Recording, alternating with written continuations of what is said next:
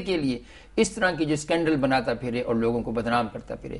اس میں ایک اور مضمون ایک اور ہے، غلامی کا ایک تدریجاً خاتمہ ہے. آپ کو معلوم ہے کہ غلامی کا انسٹیٹیوشن اسلام نے تو قائم نہیں کیا تھا، پہلے سے آ رہا تھا، جنگیں ہوتی تھی، خرید و فروخت ہوتی، منڈیاں ہوتی تھیں. بہرحال اس کو اسلام نے گوارا تو کیا، لیکن آپ دیکھیں اس میں ترتیب کیا کی ہے. سب سے پہلے ترغیب دی کہ غلاموں کو آزاد کرو. یہ بہت بڑی نیکی ہے. آپ دیکھیں ابتدا کے اندر یہ باتیں فک و رقبۃ، بہت بڑی نیکی ہے، اس طرح کام کرو. غلاموں کو بیٹا بنا لیا. جی ہاں. نمبر 2 یہ ہے، اس کے بعد فرمایا حسن سلوک. بالکل. ان کے ساتھ تم، یہ بھی انسان ہیں، اگر یہ تمہارے ماتحت ہے تو کیا ہوا. فرمایا کہ تم بھی کسی کے غلام بن سکتے ہو، تو ان کے ساتھ جو خود کھاؤ ان کو وہ کھلاؤ، جو خود پہنو ان کو وہ پہناؤ. یعنی آپ دیکھیں کتنی بڑی ذمہ داری ہے جو مسلمان معاشرے کے اندر ڈالی جا رہی ہے. اور تیسری بات فرمائی کہ معمولی گناہوں پر، اچھا بھی تم سے گناہ ہو گیا تو کفارہ ہے، یہ صدقہ تمہارے، ان کو آزاد کرو. یہ بہت بڑی نیکی ہے. پھر اسی طرح ان کے نام تبدیل کیے. پہلے لفظ تھے عبد اور امہ، یعنی غلام اور لونڈی. آپ نے فرمایا فتح اور فتات. اب ان کو کہو تم لڑکا لڑکی یا یعنی مرد عورت، اس طرح کا جو ہے، کیونکہ اس سے ان کی تحقیر ہو رہی ہے. اللہ کو یہ گوارا نہیں کہ تم سب اللہ کے بندے ہو، اللہ کی پیدا کردہ ہو. اور پھر اہم ترین چیز ہے کہ اس کے لیے پھر ایک قانون مکاتبت ہے جو سورہ نور کے اندر آیا ہے کہ فَقَاتِبُوهُمْ إِنْ عَلِمْتُمْ فِيهِمْ خَيْرًا. اگر کوئی آدمی آزادی کا ارادہ رکھتا ہے اور تم سمجھتے ہو کہ وہ ذی صلاحیت ہے کہ معاشرے کے اندر بیگر نہیں بنے گا، بوجھ نہیں بنے گا. جس طرح آپ دیکھیں امریکہ میں ایمنسیپیشن کی تحریک چلی، اس کے بعد پھر غلاموں کو آزاد کیا گیا بیک جنبش قلم. اس کے اندر کئی مفاسد تھے، بوڑھے بھی تھے، عورتیں بھی تھیں جن کا کوئی اور سہارا نہیں تھا. زندگی بھر آپ نے کام تو لے لیا لیکن اب ان کو آپ ٹھکرا دیں گے. اور اسی طرح ان کی تربیت نہیں. آج بھی آپ دیکھیں امریکہ میں بلیک کرمنل کے نام سے مشہور ہیں، معلوم ہوتا ہے. لیکن اسلام نے ایسا نہیں کیا. کہا کہ جن کے اندر صلاحیت ہے کہ معاشرے کے اندر اپنے پاؤں پر کھڑے ہو سکتے ان کی مدد کرو، زکوٰۃ سے بھی، انفاق سے بھی، اور چیزوں سے بھی. اور وہ بھی اپنے آپ کو ایک ذمہ دار فرد کے طور پر لیں. ایسا نہ کریں کہ وہ ایک غیر ذمہ دار فرد بن کر رہیں. تو گویا کہ اس حوالے سے بھی دین ہمارے ساتھ ایک رہنمائی کرتا ہے کہ انہوں نے غلامی کے انسٹیٹیوشن کو ختم کیا، لیکن ایک تدریج کے ساتھ. اس میں ایک اور مضمون اور ہے، اس کو فرمائے اللہ نور السماوات والارض. اللہ نور ہے، اللہ روشنی ہے اس آسمان و زمین کے اندر. یعنی جس کو یہ نور مل جاتا ہے، جس کو اللہ کا پتہ چل جاتا ہے، اس کی تاریک دنیا بھی روشن ہو جاتی ہے. لیکن ایک تو فرمایا کہ یہ نور علی نور، جن کی فطرت پاک و صاف ہوتی ہے، جو اپنے آپ کو گناہوں میں ملوث نہیں کرتے، ظلم میں، زیادتی میں، بد اخلاقی کے اندر. یہ فطرت جو انسان کی ہے ان چیزوں، جھوٹ سے بھی ختم ہو جاتی ہے، اس میں داغ لگ جاتے ہیں. فرمایا کہ جو لوگ اپنی فطرت کی نگہداشت کرتے ہیں ان کو اللہ تعالیٰ جلدی مل جاتا ہے اور وہ اخلاق کی بلندی پر چلے جاتے ہیں. اور فرمایا کچھ لوگ ایسے ہیں جو اس فطرت کے نور کو تباہ کر دیتے ہیں، اپنی خواہشات کے پیچھے بندے. بلکہ الفاظ آتے ہیں کہ آپ نے اس کو دیکھا کہ جس نے اپنی خواہشات کو اپنا خدا بنا لیا ہے. فرمایا کہ یہ بظاہر تو انسان ہے لیکن حقیقت میں یہ ڈھور ڈنگر ہے، ان کے سے بھی بدتر ہے. کیونکہ فرمایا کہ یہ گناہ جو ہے انسان کے اندر ایک تاریکی جنم دیتا ہے. ان کے اندر تاریکی، ان کے باہر تاریکی، ان کی دنیا تاریک.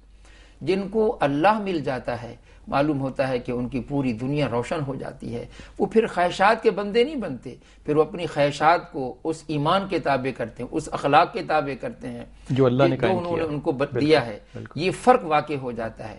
اور جو اس طرح کے لوگ ہوتے ہیں وہ دنیا میں شک لذتیں کریں گے، مزے لیں گے، راحتوں کے اندر ہوں گے، لیکن وہ اپنے لیے بھی حقیقت یہ ہے کہ وبال جان ہے اور معاشرے کے لیے بھی وہ وبال جان بن کر رہتا ہے. معاشرہ بھی حقیقت یہ کہ ان سے تنگ ہوتا ہے.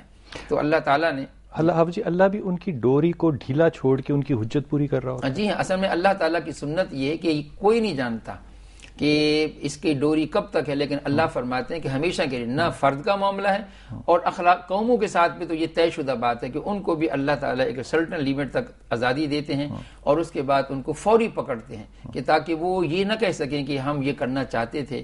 کیونکہ اصل امتحان کے اندر جو چیز ہے وہ آزادی ہے، اختیار ہے کہ بندہ اپنے ارادے اور آزادی کا صحیح استعمال کرے، اور اللہ کے یہاں پھر اسی کی بنیاد پر اس کو محاسبہ کیا جانے والا ہے.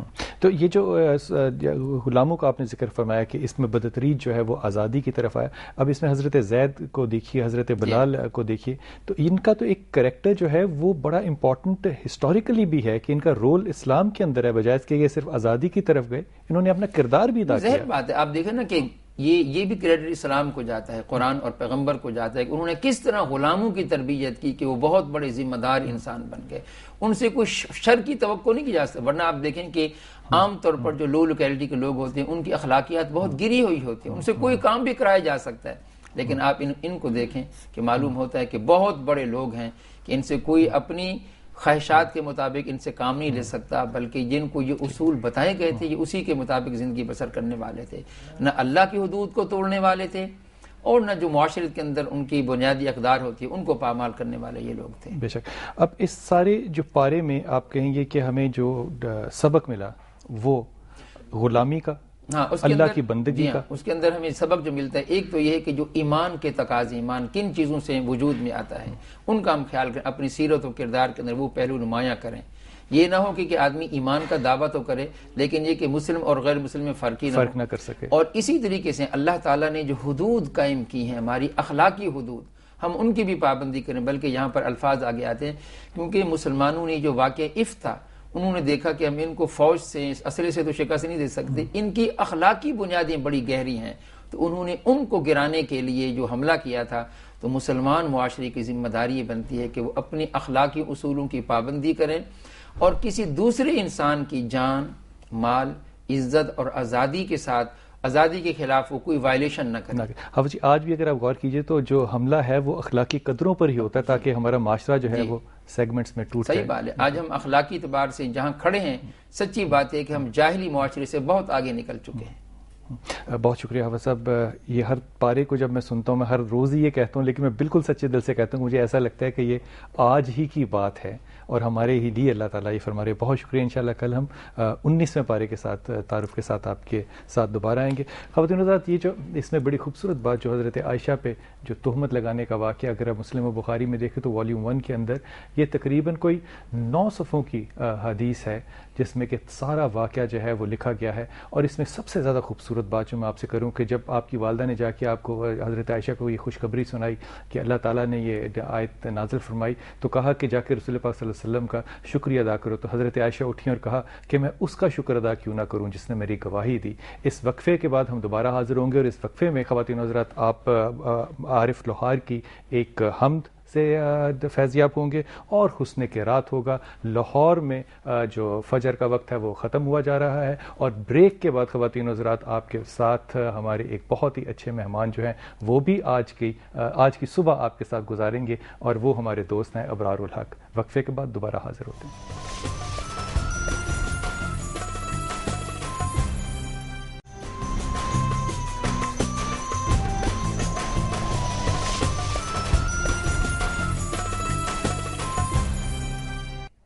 بسم اللہ الرحمن الرحیم. السلام علیکم ورحمۃ اللہ وبرکاتہ. رب اشرح لی صدری ویسر لی امری واحلل عقدۃ من لسانی یفقہوا قولی. آمین.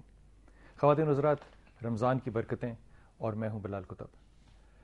جس طرح کہ ہم اس سیگمنٹ میں تعارف حاصل کرتے ہیں پارے کا اور اس پارے کا تعارف حاصل کرتے ہوئے میں ہر دفعہ یہ محسوس کرتا ہوں کہ جو بھی ذکر حافظ صاحب رفیق صاحب فرما رہے ہیں وہ معاملات جو ہیں وہ بالکل دل میں اس طرح اترتے ہیں جیسے کہ شاید ہمارے لیے آج ہی یہ تازہ بات کی جا رہی ہے.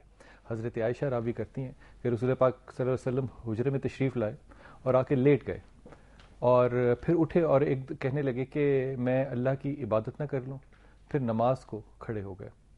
فرماتی ہیں کہ جب آپ کھڑے تھے تو آپ کے آنسو اس قدر نکل رہے تھے کہ آپ کے آنسو آپ کی داڑھی سے گرتے ہوئے آپ کے سینے کو گیلا کر رہے تھے. پھر آپ رکوع میں گئے اور لمبا رکوع کیا اور پھر روتے رہے. پھر آپ سجدے میں گئے اور اتنی ہچکی آپ کی بند رہی تھی کہ آپ کے سینے سے آواز آ رہی تھی. یہ سارا سلسلہ ساری رات جاری رہا یہاں تک کہ صبح حضرت بلال جو ہیں وہ تشریف لائے نماز کے لیے بلانے کے لیے. تو حضرت عائشہ نے فرمایا رسول اللہ صلی اللہ علیہ وسلم سے کہ یا رسول اللہ آپ رحمت للعالمین ہیں، آپ کو اللہ نے چھوٹی بڑی تمام لرزشیں معاف فرمائیں، آپ اس قدر کیوں رو رہے ہیں؟ تو حضرت عائشہ سے رسول اللہ صلی اللہ علیہ وسلم فرماتے ہیں کہ عائشہ تمہارا کیا خیال ہے، مجھے اللہ کا شکر گزار نہیں ہونا چاہیے؟ خواتین حضرات یہ جملہ رحمت للعالمین کا ہے کہ کیا مجھے شکر گزار نہیں ہونا؟ غور فرمائیے. آئیے اللہ تعالیٰ کے ساتھ اس دعا کے ساتھ کہ اللہ تعالیٰ ہمیں اپنے شکر گزار بندوں میں سے بنائے مدینے کو جائیں. مدینے کو جائیں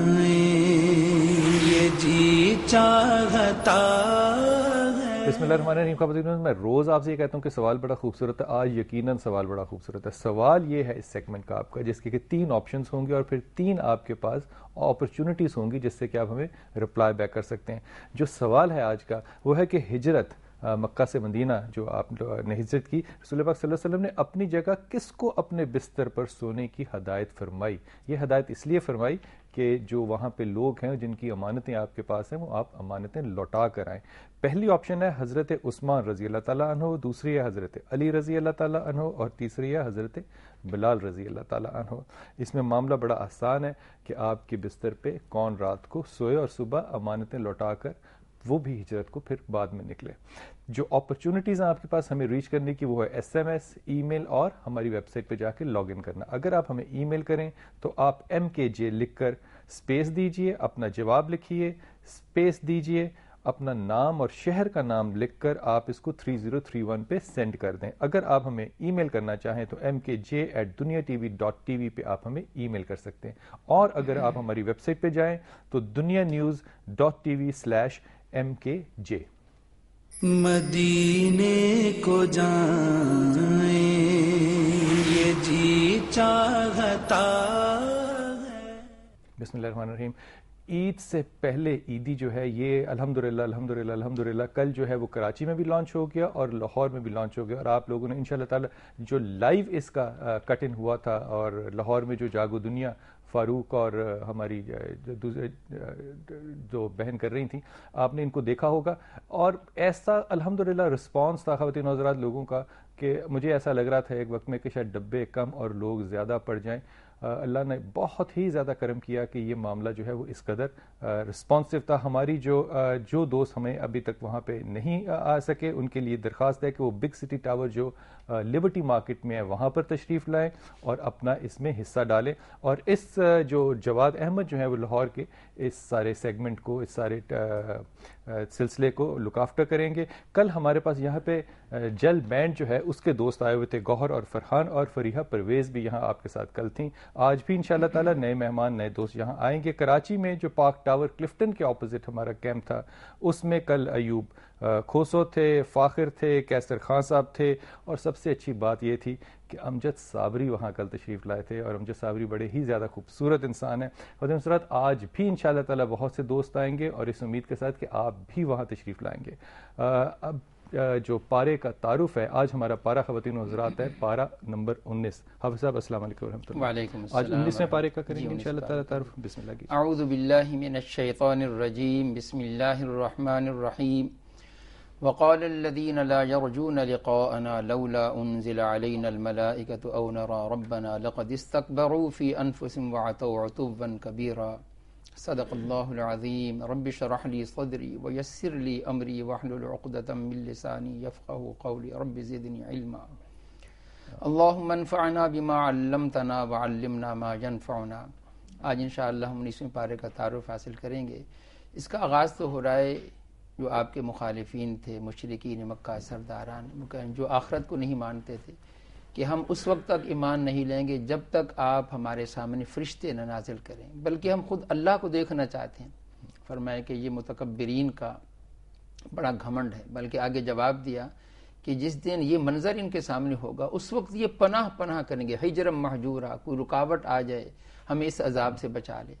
لیکن یہ سورہ فرقان کا کچھ حصہ 18ویں پارے میں بھی ہے، تو وہاں اللہ نے فرمایا تبارک الذی نزل الفرقان علی عبدہ، بڑی ہی بابرکت